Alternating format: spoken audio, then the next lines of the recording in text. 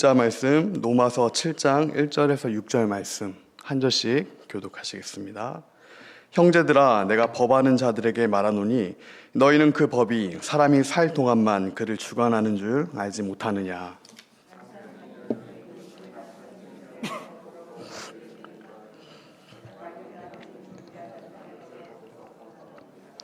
그러므로 만일 그 남편 생전에 다른 남자에게 가면 음녀라. 그러나 만일 남편이 죽으면 그 법에서 자유롭게 되나니 다른 남자에게 갈지라도 음녀가 되지 아니하느니라. 너희도 그리스도의 몸으로 말미암아 율법에 대하여 죽임을 당하였으니 이는 다르니 곧 죽은 자 가운데서 살아나신 이에게 가서 우리가 하나님을 위하여 열매를 맺게 하려 함이라. 우리가 육신에 있을 때에는 율법으로 말미암는 죄의 정욕이 우리 지체 중에 역사하여 우리로 사망을 위하여 열매를 맺게 하였더니 우리가 얽매였던 것에 대하여 죽었으므로 율법에서 벗어났으니 이러므로 우리가 영의 새로운 것으로 섬길 것이요 율법 조문에 묵은 것으로 아니할지니라. 아멘. 저는 주중에 북한 선교단체에서 사역을 하고 있습니다. 그러다 보니 북한 지하교회 성도들의 그 여러 가지 소식을 접하게 됩니다. 이제 막 탈북한 자매가 얼마 전에 들려준 이야기입니다.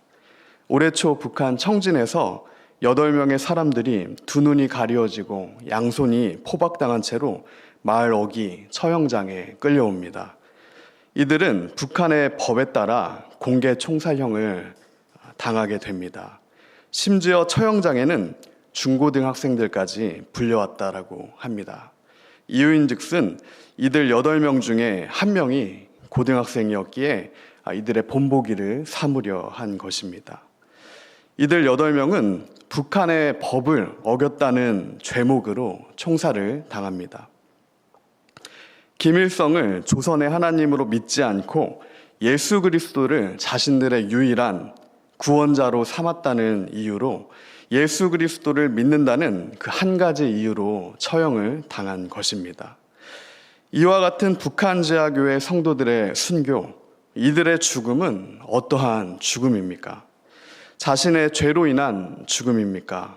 아니면 하나님의 뜻을 따르기 위한 죽음입니까? 역사상 수많은 하나님의 사람들이 예수 그리스도를 자신의 주로 고백함으로 말미암아 범법자로 몰려 순교를 당합니다. 이 기독교 전승에 따르면 요한을 제외한 예수님의 11제자가 순교하죠. 오늘 사도 바울도 그의 마지막은 로마 황제 앞에서 담대히 예수 그리스도를 자신의 주라 고백하고 순교합니다. 사도 바울의 고백이죠. 나의 달려갈 길과 주 예수께 받은 사명, 곧 하나님의 은혜에 복음 증거하는 일을 마치려 하면은 나의 생명을 조금도 귀한 것으로 여기지 아니하노라. 주 예수께 받은 자신의 사명을 위해서 자신의 목숨은 조금도 귀한 것으로 여기지 아니한다. 사도 바울은 사람의 법을 두려워하지 않았습니다. 그보다 하나님의 법 아래서 자신에게 주어진 그리스도의 명령에 순종하는 것을 자신의 목숨보다 중요하게 여겼습니다. 이 땅에서 우리의 죽고 사는 모든 권세가 오직 하나님께만 있음을 알았던 것이죠. 하나님께서 허락하시지 않으시면 참새 한마디도 땅에 떨어질 수 없다는 것입니다. 이 모든 우주 만물은 하나님의 말씀, 곧 하나님의 법 아래 통치를 받는다는 것입니다. 오늘 로마서 말씀을 통해 사도 바울은 우리에게 분명하게 말하고 있죠. 두 개의 법이 우리 앞에 놓여 있다. 율법과 성령의 법, 이 두 가지 법이 우리 앞에 놓여 있다는 것입니다. 우리 영혼은 이 두 가지 법의 지배를 받게 되어 있습니다. 율법 아래 놓인 자는 그 자신의 죄로 말미암아 사망과 죽음의 열매를 맺게 됩니다. 율법의 조문에 따라 사망과 죽음의 판결을 받게 되는 것입니다. 그것이 율법 아래 놓인 자들의 피할 수 없는 결과입니다. 왜 그렇습니까? 우리 중 그 누구도 결단코 자신의 노력으로는 하나님이 요구하시는 그 의를 이룰 수가 없기 때문입니다. 시편 14편 2절에서 4절 말씀은 다음과 같이 증거합니다. 여호와께서 하늘에서 인생을 굽어 살피사 지각이 있어 하나님을 찾는 자가 있는가 보려 하신즉 다 치우쳐 함께 더러운 자가 되고 선을 행하는 자가 없으니 하나도 없도다. 죄악을 행하는 자는 다 무지하냐. 그들이 떡 먹듯이 내 백성을 먹으면서 여호와를 부르지 아니하는도다.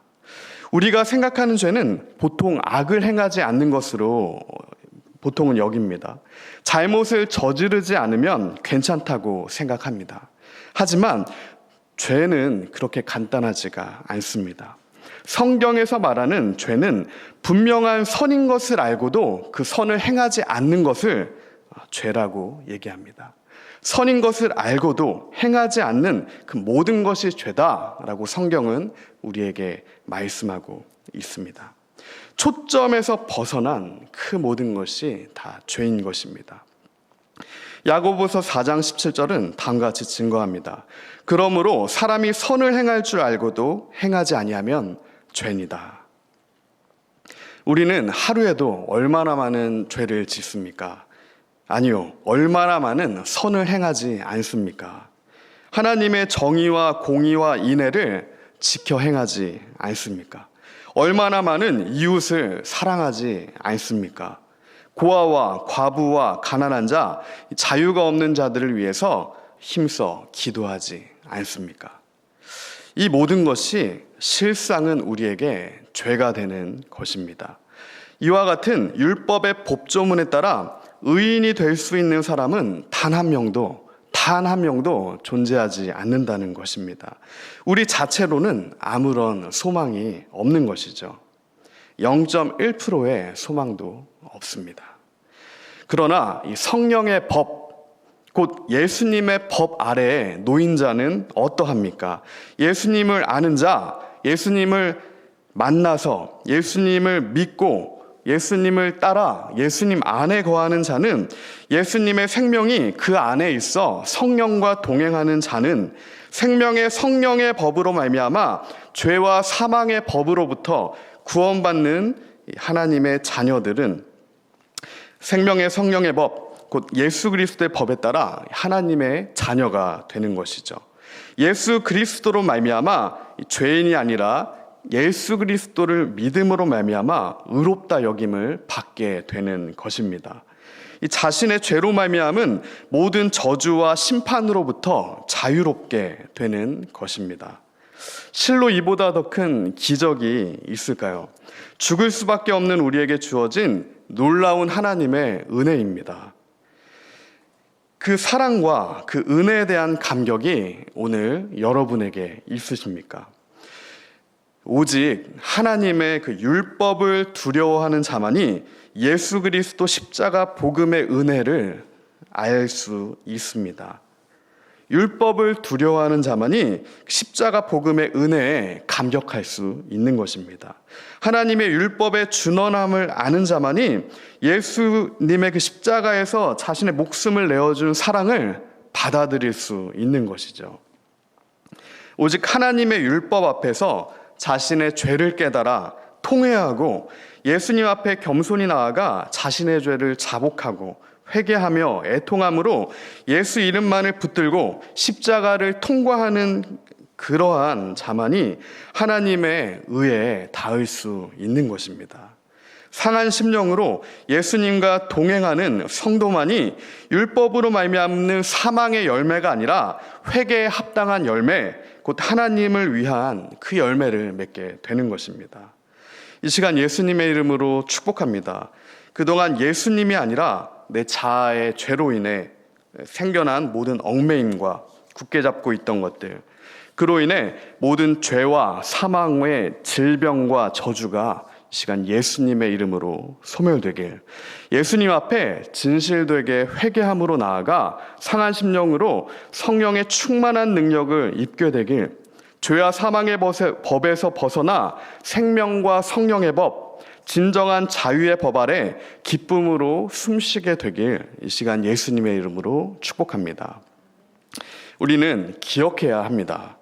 죄를 짓는 자마다 모두 율법의 진노 아래 속하게 된 사실을 말이죠. 육신의 정욕을 굳게 잡는 자마다 율법의 심판 아래 놓이게 되는 것입니다. 이는 마치 기름을 들고 불 속으로 뛰어드는 것과 같습니다. 우리가 불이 나면 불을 끄기 위해서는 소화기를 들어야 하죠. 기름을 들고 불 속으로 들어가는 행위는 마치 자살 행위와도 같습니다. 그러나 우리는 우리의 죄악을 직시하고 이 죄악에 대해서 회개해야 함에도 마땅함에도 그것만이 살 길임에도 오히려 죄를 또 다른 죄로 덮습니다. 육신의 죄를 덮으려고 자신의 양심을 기만하게 됩니다. 마음으로 죄를 짓고 이 정도 죄는 죄가 아니라고 스스로 속입니다. 이와 같은 형국이 바로 기름을 들고 불 속으로 뛰어드는 죽음의 행위인 것이죠. 회개하지 않는 죄는 반드시 사망의 열매를 맺게 됩니다. 그것이 오늘 로마서가 우리에게 증거하고 있는 것입니다. 이 사망은 바로 하나님으로부터의 단절입니다. 더 이상 하나님의 말씀이 들리지 않고 더 이상 하나님의 뜻이 분별되지 않고 더 이상 그로 인해 하나님께 나아가고 싶지도 않게 되는 이것이 바로 죄와 정욕에 의해 삼켜진 상태입니다. 우리의 영혼이 마치 브레이크가 고장난 자동차처럼 죽음으로 달려가게 되는 것이죠. 말씀을 맺겠습니다. 우리 앞엔 두 개의 법이 놓여 있습니다. 율법 아래 놓여 자신의 죄로 인해 죽음을 맞길 원하십니까? 아니면 예수님의 법 아래 예수님의 제자들처럼 사도 바울처럼 하나님의 뜻을 따르기 위해서 죽길 원하십니까? 사망을 위한 열매를 맺을 것인가? 아니면 하나님을 위한 열매를 맺을 것인가? 죄의 결과는 사망이죠. 공고한 우리는 결코 이 사망의 사슬을 끊을 수가 없습니다. 그러나 오직 성령이 우리에게 임하시면 오늘 우리가 예수님을 만나게 된다면 우리를 덮고 있던 모든 죄와 사망과 저주의 사슬은 눅놓듯이 끊어집니다. 사망의 열매가 하나님을 위한 열매로 변화되게 되는 것입니다. 이사야 61장 1절은 우리에게 다음과 같이 증거하죠. 주 여호와의 영이 내게 내리셨으니 이는 여호와께서 내게 기름을 부으사 가난한 자에게 아름다운 소식을 전하게 하려 하심이라. 나를 보내사 마음이 상한 자를 고치며 포로된 자에게 자유를 갇힌 자에게 노임을 선포하며. 우리의 구원은 철저히 우리의 어떠함이 아니라 하나님의 전적인 공의와 은혜에 기초합니다. 우리가 하나님을 만나러 가는 것이 아닙니다. 하나님께서 우리에게 찾아와 주셔야 하는 것입니다. 하나님께서 나를 만나 주셔야 하는 것입니다. 마치 우물가에 그 목마른 여인을 직접 찾아가셨던 예수님처럼 하나님의 그 은혜가 오늘 목마른 우리에게 임해야 하는 것입니다. 그 하나님의 은혜가 우리에게 나에게 임할 때 그 은혜로 말미암아 회개하게 되고 그 은혜로 말미암아 성령이 주시는 힘과 능력과 새로운 지혜로 그때야 비로소 하나님의 정의와 공의와 인애를 행할 수 있게 됩니다. 그와 같은 순종이 곧 하나님의 의가 되는 것입니다. 주님, 오늘도 우리를 불쌍히 여겨 주시옵소서. 구원의 은혜로 충만하게 하옵소서. 이 고백이 오늘 우리의 고백이 되길 예수님의 이름으로 축복합니다. 제가 기도하겠습니다. 사랑 많으신 주님, 감사합니다. 오늘 로마서의 말씀처럼 두 개의 법 아래 놓인 우리가 이제는 옛 법 아래 놓인 것이 아니라 예수 그리스도만을 붙들고 예수 그리스도의 생명의 성령의 법 아래 하나님 성령 하나님의 은혜로 말미암아 하나님의 공의와 의를 행하게 되는, 그리하여서 우리 삶 가운데 하나님을 위한 열매가 충만히 맺히게 되는 그러한 은혜를 우리에게 허락하여 주시옵소서.